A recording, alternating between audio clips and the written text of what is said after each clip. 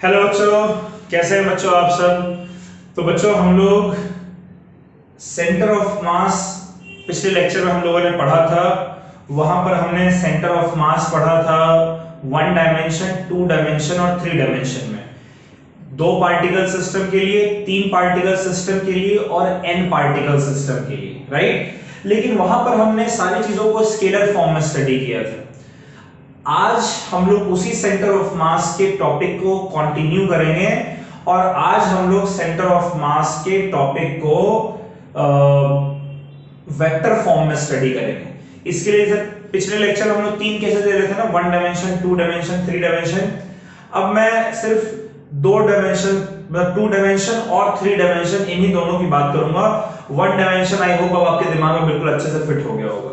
ठीक है, तो चलिए हम लोग स्टार्ट करते हैं। Centre of mass in vector form, case one है टू डायमेंशन। सपोज करिए इसे हमारे पास एक एक्स वाई प्लेन है बच्चों। ये हमारा y एक्सिस है, ये हमारा x एक्सिस है। और एक चीज और, वहां पर हमने दो पार्टिकल, तीन पार्टिकल, n पार्टिकल्स के लिए किया था। यहां पर हम डायरेक्टली n पार्टिकल्स के लिए करेंगे। ठीक है, तो सपोज करिए इसे हमारे पास एक पॉइंट है A जहां पर कि m1 मास है, एक पॉइंट है B जहां पर कि m2 मास है, एक पॉइंट है C जहां पर कि m3 मास है। और ऐसे ही करते करते करते करते हमारे पास एक पॉइंट है, सपोज करिए कि Z जहां पर कि mn मास है। ठीक है, इसका पोजीशन जो है वो है, मान लीजिए बच्चों, अच्छा इसका पोजीशन वेक्टर फॉर्म में हमें लिखना है। ठीक है, क्लियर है बात। हमने क्या कंसीडर किया, हमने कंसीडर किया है कि हमारे पास एक टू डायमेंशनल एक प्लेन है, एक्स वाई प्लेन, और उस प्लेन में n number of particles present है। m1, m2, m3, m4, m5 ऐसे करते करते n number of particles present है। तो जो पहला पार्टिकल है, ये जो पहला पार्टिकल है जो m1 मास का पार्टिकल है, अगर इसका पोजीशन बच्चों x1, y1 है, ठीक है, तो टू डायमेंशन में वेक्टर फॉर्म में इस पार्टिकल का पोजीशन क्या होगा, ये हम लोगों ने मोशन इन प्लेन में जब हम लोग वेक्टर्स पढ़े तो हमने देखा था कि किसी भी एक पॉइंट के पोजीशन के लिए हम लोग ओरिजिन से उस पॉइंट तक एक वेक्टर ड्रॉ करते हैं, राइट। इस वेक्टर को सपोज करिए बच्चों हम लोग r1 वेक्टर कह दे रहे हैं। वैसे ही सेकंड पार्टिकल के पोजीशन के लिए इस वेक्टर को हम लोग r2 वेक्टर कह दे रहे हैं। थर्ड पार्टिकल जो है इसके पोजीशन को हम लोग r3 वेक्टर कह दे रहे हैं। और वैसे ही जो nth पोजीशन है इसके लिए जो पार्टिकल है इसको हम लोग rn वेक्टर कह दे रहे हैं। ठीक है, पहला पार्टिकल का मास m1, इसका पोजीशन x1, y1। तो इसका पोजीशन वेक्टर जो r1 वेक्टर है वो क्या होना चाहिए बच्चों, देखिएगा r1 वेक्टर जो है, अगर इसका पोजीशन x1, y1 है तो इसका पोजीशन वेक्टर r1 वेक्टर होना चाहिए x1 i cap plus y1 j cap, right. हमने ऐसा ही सीखा था। हमने सीखा था कि अगर हमारे पास टू डायमेंशन में कोई एक पॉइंट है A जिसका पोजीशन है r वेक्टर, तो यहां से हम लोग एक परपेंडिकुलर डालते हैं x एक्सिस पर, एक परपेंडिकुलर डालते हैं y एक्सिस पर। अगर ये कोऑर्डिनेट आपका x1 है और ये कोऑर्डिनेट अगर आपका y1 है तो इसको i कैप से मल्टीप्लाई कर देते थे, इसको j कैप से मल्टीप्लाई कर देते थे। तो i कैप से मल्टीप्लाई करने पर ये वेक्टर होता था x1 i कैप, और j कैप से मल्टीप्लाई करने पर ये वेक्टर होता था y1 j कैप। अब ये y1 j कैप है बच्चों, तो ये भी आपका y1 j कैप होना चाहिए। और तब अगर आप ट्रायंगल लॉ लगाएंगे तो r1 वेक्टर आपका क्या आ जाएगा, ये आ जाएगा x1 i cap plus y1 j cap, right. अच्छा इसमें देखिए, नोटिस करिए बच्चों एक चीज कि x1 यहां पर क्या है, इस पॉइंट का x कोऑर्डिनेट, और y1 क्या है, इस पॉइंट का y कोऑर्डिनेट। तो यहां पर इस पॉइंट का x कोऑर्डिनेट x1 y1, तो इसका position vector x1 i cap plus y1 j cap होना चाहिए। इसको मैं मिटा दे रहा हूं, ये हमने चैप्टर नंबर 4 में पढ़ा था। आई होप आप लोगों को याद है, अगर नहीं याद होगा तो एक बार वेक्टर्स आप लोग रिवाइज कर लीजिएगा। ठीक है, x1 i cap plus y1 j cap. वैसे सेकंड पार्टिकल का पोजीशन जो r2 वेक्टर है, अगर इसका कोऑर्डिनेट क्या है x2, y2, तो क्या हो जाएगा बच्चों, x2 i cap plus y2 j cap. ठीक है, तीसरा पार्टिकल जो इसका पोजीशन मान लीजिए है x3, y3, तो इसका पोजीशन वेक्टर r3 वेक्टर होना चाहिए x3 i cap plus y3 j cap. Right बच्चों, और ऐसे ही करते करते जो nth पार्टिकल है अगर इसका पोजीशन xn, yn होगा तो rn वेक्टर जो इसका पोजीशन वेक्टर है ये क्या होना चाहिए बच्चों, xn i cap plus yn j cap. ठीक है, xn i cap plus yn j cap ये आपका rn वेक्टर हो जाएगा।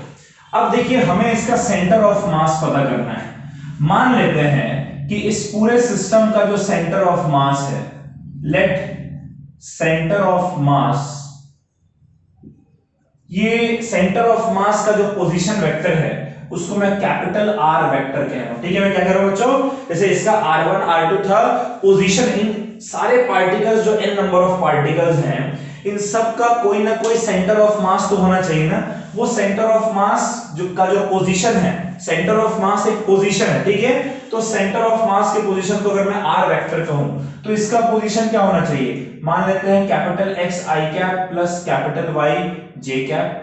राइट बच्चों, ठीक है, तो कैपिटल X यहां पर देखिए इन सब को अगर मैं ऐड करूं, कैपिटल R वेक्टर एक तरीके से अगर हम देखें तो क्या होना चाहिए, जरा इसको हम लोग समझते हैं। जैसा हमने डिफाइन किया था उस हिसाब से कैपिटल R वेक्टर क्या होना चाहिए, पहले पार्टिकल का पोजीशन वेक्टर r1 वेक्टर, उसका मास m1, तो ये होना चाहिए m1 r1 वेक्टर प्लस दूसरा पार्टिकल r2 वेक्टर, उसका पोजीशन उसका मास m2, तो ये हो जाएगा m2 r2 वेक्टर होना चाहिए बच्चों। ऐसे करते करते तीसरा m3 r3 वेक्टर, और ऐसा करते करते आप लास्ट तक mn rn वेक्टर लिखेंगे और इसको किससे डिवाइड कर देंगे, इसको डिवाइड कर देंगे बच्चों m1 टोटल मास से, m1 plus m2 plus m3, और ऐसे ही करते करते लास्ट में mn। राइट, क्लियर है बात, ये r वेक्टर हमारा निकल कर आ जाएगा, जिसे मैं देखिए कैसे लिख रहा हूं, इसे मैं लिख रहा हूं summation mi ri vector upon summation mi vector, जहां i हमारा 1 से n तक वेरी कर रहा है और यहां भी i हमारा 1 से n तक वेरी कर रहा है। क्लियर है बात बच्चों। अब देखिए ये जो, इसको मैं दूसरे तरीके से मैं कह रहा हूं r vector is equals to summation mi ri vector divided by capital M। ठीक है, यहां i हमारा 1 से n तक वेरी कर रहा है और कैपिटल M जो हमारा है ये है total mass of the system. इस सिस्टम में जितने भी पार्टिकल्स हैं उन सारे पार्टिकल का जो टोटल मास है ये हमारा कैपिटल M है, ये हमारा हो जाएगा equals to summation of mi, जहां i हमारा 1 से n तक वेरी कर रहा है। क्लियर है बच्चों। अब देखिए ri वेक्टर जो हमारा है, ri वेक्टर जो हमारा है इसे हम कैसे लिखेंगे, xi i cap plus yi j cap, ये होना चाहिए बच्चों। ठीक है, इसको हमें mi से मल्टीप्लाई करना। देखिए किस तरीके से आएगा, अगर मैं इसको पूरा लिखूं तो ये मेरा हो जाएगा इक्वल्स टू, नीचे मेरा m है तो ये तो 1/m आ जाएगा, और उसके बाद फिर क्या आ रहा है बच्चों, इसको जरा देखिएगा, ये आ रहा है m1 r1 वेक्टर, यानी कि m1 इंटू r1 वेक्टर की जगह x1 i cap plus y1 j cap. ठीक है, plus m2 into x2 i cap plus y2 j cap plus m3 into x3 i cap plus y3 j cap. Right, ऐसा करते करते करते last में क्या लिखेंगे, mn into xn i cap plus yn j cap. Clear है बच्चों, ये बात आप लोगों को समझ में आ रही है। ये पूरा न्यूमरेटर में है और ये m आपका डिनोमिनेटर में है। अब इसको अगर अरेंज करके लिखें तो इसको लिख सकते हैं r vector is equals to 1/m into bracket में m1 x1 i cap, right? क्या हो जाएगा बच्चों? m1 x1 i कैप, ये i कैप देखिए मैं थ्रू आउट कॉमन लूंगा, m1 x1 plus m2 x2 plus फिर तीसरे में m3 x3 और ऐसे ही करते करते बच्चों प्लस mn xn, ठीक है? अब देखिए m1 x1 में भी i कैप था, m2 x2 में भी i कैप है, m3 x3 में भी i कैप है, ऐसे ही करते करते mn xn सब में i कैप है, तो i कैप मैंने ले लिया है कॉमन, ठीक है? उसके बाद फिर लिखेंगे प्लस फिर m1 y1 j cap, m2 y2 j cap, m3 y3 j cap, इस तरीके से। तो ये हो जाएगा m1 y1 plus m2 y2 plus m3 y3 और ऐसे ही करते करते बच्चों plus mn yn multiplied by j cap. Getting my point?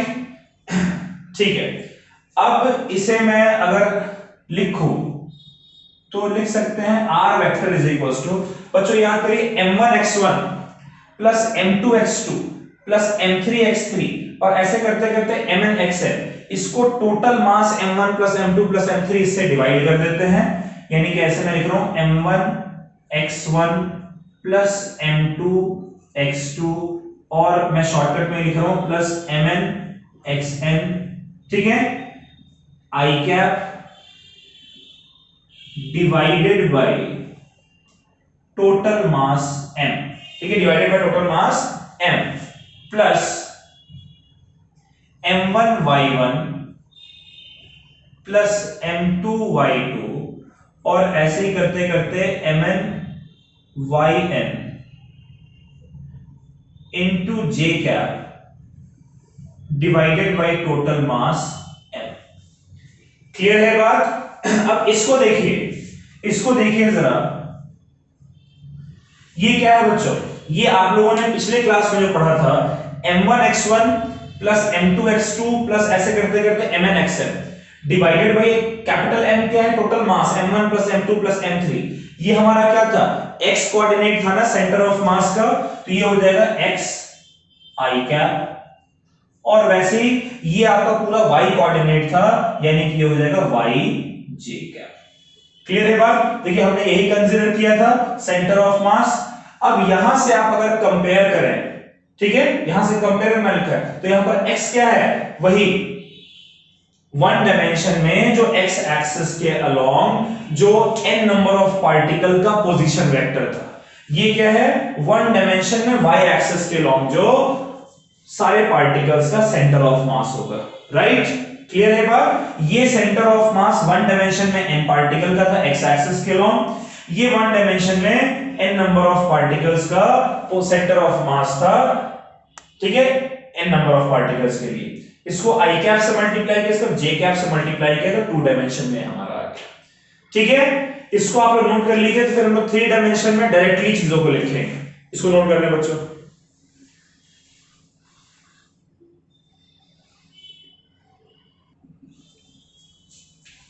चलिए जो फटाफट से थ्री डायमेंशन के लिए हम लोग देखते हैं। थ्री डायमेंशन में वही n नंबर ऑफ पार्टिकल्स हैं, m1 m2 m3 ऐसे करते करते mn। पहले पार्टिकल का पोजीशन r1 वेक्टर, दूसरे का r2 vector and so on, ठीक है? पहला मास है m1, फिर m2, फिर ऐसे ही m3 और ऐसे करते करते बच्चों कहां तक है? mn तक। पहले मास का जो पोजीशन वेक्टर है वो r1 वेक्टर, दूसरे का r2 वेक्टर, तीसरे का r3 वेक्टर और ऐसे करते करते आखिरी का rn वेक्टर, राइट? अच्छा, अब जरा समझिएगा कि r1 वेक्टर क्या होगा बच्चों? r1 वेक्टर होना चाहिए x1 i cap plus y1 j cap plus z1 k cap, right? अच्छा, r2 वेक्टर क्या होना चाहिए बच्चों? x2 i cap plus y2 j cap plus z2 k cap, right? और r3 वेक्टर हमारा क्या होना चाहिए, तीसरे पार्टिकल का position vector x3 i cap plus y3 j cap plus z3 k cap. और ऐसे ही करते करते आखिरी जो rn वेक्टर है वो क्या होना चाहिए, xn i cap plus yn j cap plus zn k cap. Getting my point. अब अगर इन सब को मैं ऐड कर दूं, ठीक है, इन सब को हम लोग ऐड करते हैं, ऐसा करते हैं m1 से, मतलब मासेस से मल्टीप्लाई करके, यानी इसको मैं m1 से मल्टीप्लाई कर दूं, इसको m2 से, इसको m3 से, और ऐसे करते करते इसको mn से। तो ये कितना हो जाएगा बच्चों, दिस मच इनटू m1 होना चाहिए, ये होना चाहिए दिस मच इनटू m2, फिर ये होना चाहिए दिस मच इनटू m3, और ये होना चाहिए this much into mn। Clear है? अच्छा, लेफ्ट हैंड साइड क्या हो जाएगा हमारा, लेफ्ट हैंड साइड आ जाएगा m1 r1 vector plus m2 r2 vector plus m3 r3 vector, ऐसे ही करते करते लास्ट में mn rn वेक्टर होगा बच्चों। और ये किसके बराबर होना चाहिए, ये हमारा होना चाहिए x1 i cap plus y1 j cap plus z1 k cap multiplied by m1, ठीक है। उसके बाद फिर हो जाएगा plus x2 i cap plus y2 j cap plus z2 k cap into m2 होगा बच्चों। फिर क्या हो जाएगा, फिर हमारा हो जाएगा प्लस, तीसरा हो जाएगा x3 i cap plus y3 j cap plus z3 k cap multiplied by m3, और ऐसे ही करते करते लास्ट में क्या हो जाएगा बच्चों, xn i cap plus yn j cap plus zn k cap multiplied by mn, यही होगा हमारा। अच्छा, अब देखिए लेफ्ट हैंड साइड अगर देखें बच्चों, इसको मैं लिख रहा हूं summation mi ri, summation mi ri vector, जहां i कहां से कहां तक है, 1 से लेकर n तक है।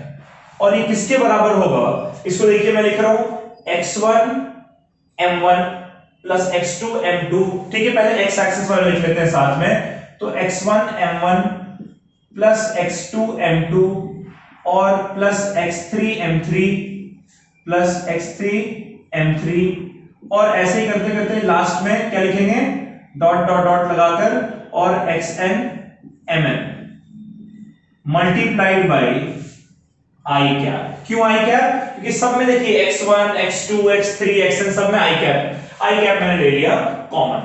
उसके बाद फिर हमारा क्या आएगा, फिर हमारा y एक्सिस का आएगा y1 y2 इस तरीके से, तो ये हो जाएगा m1 y1 plus m2 y2 plus m3 y3, और ऐसे ही करते करते mn yn multiplied by j cap होना चाहिए बच्चों। और z एक्सिस की बात करें अगर हम, तो ये हमारा होगा प्लस, अब z एक्सिस वाला क्या हो जाएगा, m1 z1 plus m2 z2 plus m3 z3, और ऐसे ही करते करते mn zn, और यहां पर आपका आ जाएगा k कैप, ठीक है। अब इसको मैं कर रहा हूं, मैं इसको m से डिवाइड कर दे रहा हूं, किससे डिवाइड कर दे रहा हूं मैं, m से। अच्छा, लेफ्ट हैंड साइड m से, राइट हैंड साइड भी सबको m से डिवाइड करना पड़ेगा, इसको m से कर देते हैं, इसको भी m से डिवाइड कर देते हैं, और इसको भी m से डिवाइड कर देते हैं, ठीक है बच्चों। अब नोटिस करिए mi ri vector upon total mass, ये क्या होना चाहिए, ये हमारा होना चाहिए r vector, summation mi ri vector upon total mass, ये हमारा होना चाहिए r वेक्टर के बराबर। क्यों, r वेक्टर क्या है, सेंटर ऑफ मास का पोजीशन वेक्टर है। और सेंटर ऑफ मास का पोजीशन वेक्टर कैसे मेजर करते हैं? सेंटर ऑफ मास का पोजीशन पहले हर मास को पोजीशन वेक्टर से मल्टीप्लाई करके ऐड कर देते हैं, फिर टोटल मास से डिवाइड कर देते हैं। तो इसकी जगह तो मैं आर वेक्टर लिख दे रहा हूं। ये किसके बराबर हो जाएगा? देखिए x1 m1 plus x2 m2 plus x3 m3 ऐसे करते करते xn mn upon total mass. ये आपका पोजीशन वेक्टर, सॉरी ये जो आपका सेंटर ऑफ मास है उसका x कोऑर्डिनेट का पोजीशन था। वैसे ही ये आपने पिछले क्लास में किया था, आई होप आपको याद है। वैसे ये जो हमारा निकल कर आ रहा है y, ये y पोजीशन y कोऑर्डिनेट है सेंटर ऑफ मास का, और ये आपका z कोऑर्डिनेट हो जाएगा सेंटर ऑफ मास का। यानी यहां से हम लोग क्या कंक्लूड कर रहे हैं बच्चों, समझिएगा। हम लोग ये कंक्लूड कर रहे हैं कि सेंटर ऑफ मास 3 डायमेंशन में अगर देखें, उसका जो x coordinate, centre of mass का जो x कोऑर्डिनेट है वो सिर्फ इंडिविजुअल पार्टिकल के x कोऑर्डिनेट और उसके इंडिविजुअल मास के ऊपर डिपेंड कर रहा है। ये x कोऑर्डिनेट का कोई लेना देना y कोऑर्डिनेट या z कोऑर्डिनेट से नहीं है। वैसे y कोऑर्डिनेट में देखिए कहीं भी आपका x कोऑर्डिनेट नहीं आ रहा है, z कोऑर्डिनेट में देखिए कहीं भी आपका x कोऑर्डिनेट या y कोऑर्डिनेट नहीं आ रहा है। क्लियर है बात? तो एक तरीके से देखिए हमने सीखा है कि r वेक्टर यानी सेंटर ऑफ मास का पोजीशन वेक्टर हो जाएगा summation mi ri upon m। ठीक है, अब मैं एक केस ले रहा हूं कि इफ समेशन mi ri यानी कि mi और ri वेक्टर का जब आप समेशन करते हैं अगर वो 0 के बराबर आ जाता है, ठीक है। mi ri क्या है? देखिए mi ri ने क्या किया है, हर इंडिविजुअल पार्टिकल का पोजीशन, यहां x position, y position, z position और उसके इंडिविजुअल मास को मल्टीप्लाई किया है आपने MIRI में, राइट। अगर उन सब का मल्टीप्लिकेशन और समेशन मिलाकर 0 आता है, इसका क्या मतलब हुआ? इसका मतलब हुआ कि सेंटर ऑफ मास कहां पर लाई कर रहा है? At origin. क्लियर है बात? अगर समेशन MIRI 0 के बराबर है, इसका मतलब कि सेंटर ऑफ मास हमारा ओरिजिन पे लाई कर रहा है। क्लियर है बात? चलिए ठीक है बच्चों, इसको आप लोग नोट कर लीजिए, समझकर नोट करिएगा।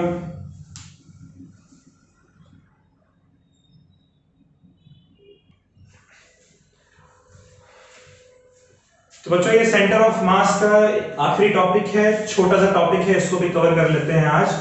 फिर अगले लेक्चर में हम लोग सेंटर ऑफ मास पे बेस्ड कुछ न्यूमेरिकल्स करेंगे, ठीक है। तो वहां पर आपको सेंटर ऑफ मास के बारे में और जब क्वेश्चंस करेंगे तो और आइडिया आपको मिल जाएगा। तो ये हमारा टॉपिक है centre of mass for continuous distribution of particle. यानी सपोज करिए जैसे अगर आपके पास कोई एक रिजिड बॉडी है, जैसे सपोज करिए कोई आपके पास एक रॉक है, तो या एक स्टोन है बड़ा सा। तो इन केसेस में अगर आपके पास एक रिंग है, तो ऐसे बहुत सारे, एक स्फीयर अगर आपके पास है, एक मीटर स्केल अगर आपके पास है, ठीक है ना, अगर आपके पास एक शीट है, इस तरीके से जितने भी एग्जांपल है, सिलेंडर है, क्यूब है, क्यूबॉइड शेप का, तो इस तरीके के जितने भी ऑब्जेक्ट्स हैं, एक रिजिड बॉडी, इनमें आप देखेंगे कि बहुत सारे पार्टिकल्स प्रेजेंट होते हैं। यानी यूं समझ लीजिए कि infinite number of particles present है और हर पार्टिकल का अपना एक यूनिक पोजीशन होता है। तो इस केस में जहां पर कि इतने ज्यादा नंबर ऑफ पार्टिकल्स हैं उस रिजिड बॉडी में, तो उसमें आप सेंटर ऑफ मास किस तरीके से निकालेंगे? अभी तक तो हमने जो देखा है सेंटर ऑफ मास निकालने के लिए जितने भी केसेस हमने देखे हैं उसमें फाइनाइट नंबर ऑफ पार्टिकल्स रहे हैं, यानी डिस्क्रीट डिस्ट्रीब्यूशन रहा है पार्टिकल का, कॉन्टिन्यूअस डिस्ट्रीब्यूशन नहीं रहा है। तो वहां पर तो कुछ पार्टिकल्स थे, कुछ पोजीशंस थे उनके, तो मैथमेटिकली आप उनको कैलकुलेट कर लेते थे जिस मेथड से हमने पढ़ा था। लेकिन अब जहां पर कि एक कॉन्टिन्यूअस डिस्ट्रीब्यूशन ऑफ पार्टिकल है, इनफाइनाइट नंबर ऑफ पार्टिकल्स होंगे, वहां पर जब आपको कैलकुलेट करने की बारी आएगी तो उस प्रोसेस से सदियां बीत जाएंगी लेकिन आप कैलकुलेट नहीं कर पाएंगे। भाई infinite particle, infinite position, infinite multiplication, infinite बार एडिशन, इनफाइनाइट बार डिवीजन, बहुत मुश्किल हो जाएगा, राइट। तो उसके लिए न्यूटन ने हमें एक कॉन्सेप्ट दिया है, वो है इंटीग्रेशन का। उस प्रोसेस के थ्रू हम लोग सेंटर ऑफ मास एक कॉन्टिन्यूअस डिस्ट्रीब्यूशन ऑफ पार्टिकल के लिए कैलकुलेट करते हैं। देखिए याद करिए बच्चों, आपने पढ़ा है कि अगर हमारे पास बहुत सारे पार्टिकल्स हैं 3 डायमेंशन में, तो उस केस में जो सेंटर ऑफ मास होगा आपका आर वेक्टर, वो क्या होता है, वो होता है कैपिटल एक्स आई कैप, जहां capital x centre of mass का जो पोजीशन है उसका एक्स कोऑर्डिनेट है, प्लस कैपिटल वाई जे कैप, प्लस कैपिटल वाई जे कैप, जहां सेंटर ऑफ मास का जो पोजीशन है उसका वाई कोऑर्डिनेट जे वाई है, ठीक है, और वैसे ही उसका जेड कोऑर्डिनेट जो कैपिटल जेड है, और इसका जो पोजीशन है वो कैसे रिप्रेजेंट करते हैं हम लोग, एक्स आई कैप प्लस वाई जे कैप प्लस जेड के कैप से। यहां पर एक्स हमारा क्या है, अगर आप पीछे जो आपने पढ़ा है पेजेस पलट करके देखें तो एक्स कोऑर्डिनेट हमारा आया था समेशन एम आई एक्स आई अपॉन समेशन एम आई, ठीक है, मैं समेशन एम आई को मैं डेल्टा एम लिख रहा हूं, ठीक है बच्चों, और यहां पर मैं इसको डेल्टा एम लिख दे रहा हूं, ठीक है, क्योंकि एक पार्टिकल का मैंने डेल्टा एम क्यों लिया है इसको आप समझेंगे। यहां उस तरीके से अगर मैं y की बात करूं, y कोऑर्डिनेट, तो ये आपका हो जाएगा समेशन डेल्टा एम, ठीक है, इनटू वाई आई अपॉन, ये नीचे समेशन डेल्टा एम लिखने की जगह मैं टोटल मास लिख रहा हूं कैपिटल एम, ठीक है, ये कैपिटल एम हो जाएगा, वैसे ये भी आपका कैपिटल एम हो जाएगा, और z कोऑर्डिनेट जो है आपका ये हो जाएगा समेशन डेल्टा एम इनटू क्या हो जाएगा बच्चों, zi अपॉन m। यहां i जो है इसको मैं ऐसे i लिख दे रहा हूं, ये जितने भी पार्टिकल्स होंगे उन सब के लिए एप्लीकेबल होगा, मैं कुछ 1 से n नहीं लिखा क्योंकि अब n नंबर ऑफ पार्टिकल्स नहीं है बल्कि एक कॉन्टिन्यूअस डिस्ट्रीब्यूशन ऑफ पार्टिकल, इसलिए मैंने सिर्फ i लिख दिया है समेशन के नीचे, कि जितने भी पार्टिकल्स हैं उन सब के लिए ये चीज जो हमारा वैलिड है, ठीक है। अब अगर कॉन्टिन्यूअस डिस्ट्रीब्यूशन ऑफ पार्टिकल की बारी आती है, ये तो आपने डिस्क्रीट पार्टिकल के लिए देखा था, for continuous distribution, for continuous distribution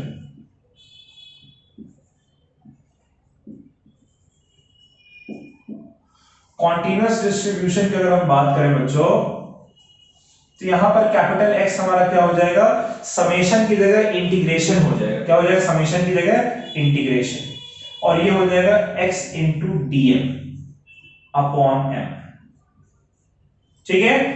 वैसे ही y कोऑर्डिनेट क्या हो जाएगा, integral of y into DM upon M, और जो z है वो हो जाएगा integral of z into DM upon M, ठीक है। और अब अगर आप पोजीशन वेक्टर में रखना चाहें तो r वेक्टर को आप लिख सकते हैं एज 1 by m, देखिए क्योंकि x i cap plus y j cap plus z k cap सब में m आपका डिनोमिनेटर में है, तो m को हम लोग ऐसा करते हैं कॉमन ले लेते हैं, ये हो जाएगा आपका integral of x dm into i cap plus integral of y dm into j cap plus integral of z dm into k cap, ठीक है। देखिए ये x y z हमने इसीलिए लिया क्योंकि ये एक्सिस तो हमारा फिक्स्ड है, ये x एक्सिस का है, ये y एक्सिस फिक्स्ड है, ठीक है। मासेस आपके जो है वो कॉन्टिन्यूअस डिस्ट्रीब्यूशन में वेरी करेंगे, तो हमने मास के रेस्पेक्ट में इसको इंटीग्रेट किया है, ठीक है। इसको अगर मैं इधर भेज दूं तो हो जाएगा m into R vector is equals to integral x dm i cap plus integral y dm j cap plus integral z dm k cap, ठीक है। और इसको अगर मैं लिखूं तो मैं इसको लिख सकता हूं m into R vector is equals to integral x into I cap multiplied by dm plus integral of y into j cap multiplied by dm plus integral of z into k cap multiplied by dm, और x i cap plus y j cap plus z k cap ये हमारा r vector होता है, इसलिए हो जाएगा summation m into R vector is equals to integral of r vector dm। ठीक है, यानी किसी भी पार्टिकल इंडिविजुअली हर पार्टिकल को देखें तो उसका जो पोजीशन वेक्टर है और जो उस रीजन में जो मास लाई कर रहा है उसके प्रोडक्ट का इंटीग्रल जो है वो centre of mass into total mass of system के बराबर होगा। क्लियर है? तो इसको आप लोग नोट कर लीजिए। हालांकि इस पे बेस्ड आपको ऐसा सवाल करने नहीं है, सवाल आपको जो इससे पहले हमने पढ़ा है उस पे बेस्ड सवाल करने हैं। ठीक है, तो यहां तक बच्चों आप लोग प्रैक्टिस करिएगा अच्छे से। उसके बाद अगले लेक्चर में हम लोग कुछ 4-1 सवाल करेंगे, वहां पर जब सवाल करेंगे तो आपको और बेटर तरीके से क्लियर होगा। और उसके आगे भी हमारा सेंटर ऑफ मास का ही टॉपिक कंटिन्यू रहेगा। सेंटर ऑफ मास पर हम लोग डायनेमिक्स यानी उसकी वेलोसिटी, एक्सेलरेशन, उन चीजों के बारे में स्टडी करेंगे। ठीक है, तो चलिए आज हम लोग यहीं पर समाप्त करते हैं। Bye bye, take care, stay safe. और इसको नोट कर लीजिए, प्लीज अच्छे से प्रैक्टिस करिएगा न्यूमेरिकल करने से पहले।